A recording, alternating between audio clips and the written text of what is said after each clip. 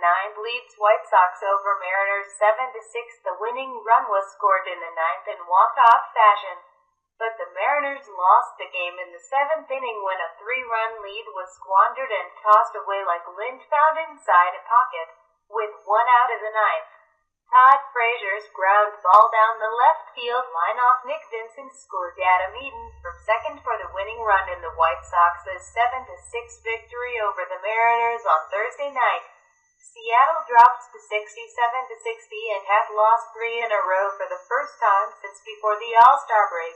Frazier had faced Vincent 4 times in his career, striking out all 4 times. But he pulled 2-1 fastball down the line just past Sean O'Malley at third base. Eaton, who had blooped the leadoff single to center and moved to second on a sacrifice bunt, scored without a throw home. That had got to that point in the game, tied in the bottom of the 9th with Vincent pitching with minimal margin of error, was a product of the miscues and lack of execution 2 innings before. With James Paxton pitching just 5 innings in his return from the disabled list and the Mariners having a 6-man bullpen, manager Scott Survey planned it out.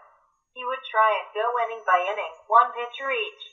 His offense had given him some cushion, scoring 3 runs in the top of the 6th to break a 3-3 tie. We knew we were going to be stretched and have to use 3 or 4 guys to lock it down. Survey said, it just didn't work out that way. Tom Williamson, who hadn't pitched in 3 days because of minor back issues, pitched a 1-2-3-6.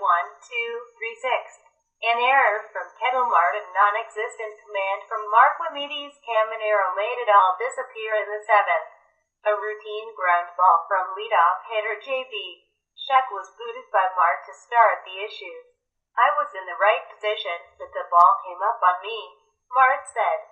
Caminero got some help from left fielder Norioki, who made his second diving catch of the game to rob a single from Tyler Saladino. It was negated with a walk to Eaton and a double from Tim Anderson on a rocket to center that bounced over the wall to score a run. Survey had no choice but to go to sidearmer Steve Cishek, who was supposed to pitch the 8th, to quell the rally. In the unenviable position of runners on second and third with 1 out, Cishek notched the strikeout he needed, getting Jose Abreu to chase a wayward slider for a swinging strike 3. But the Mariners' former closer couldn't close out the inning without further damage.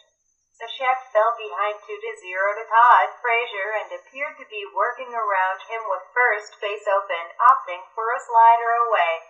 But the pitch didn't get far enough outside and Frazier yanked it into left field for a 2-run single to tie the game. It was lined up and then we have the error and a walk and those things will bite you. Survey said, you give teams more than 3 outs in an inning, it will usually come back to get you. And it did tonight, making his first major league start since taking the line drive off his elbow on August 7th. Paxton looked a little rusty with his fastball leaking over the plate early in the game. He gave up 3 runs in the first inning on 5 hits. I was missing middle a little bit and they found some holes, he said. They were just ambushing the fastball. And I didn't have a great feel. When Paxton finally got shoved to ground out, 8 batters had come to the plate and he'd thrown 31 pitches. There were a few hard-hit balls but more well-placed ground balls. That's baseball, he said, but I was also missing my spots. He allowed just 1 base runner from the 3rd to 5th innings.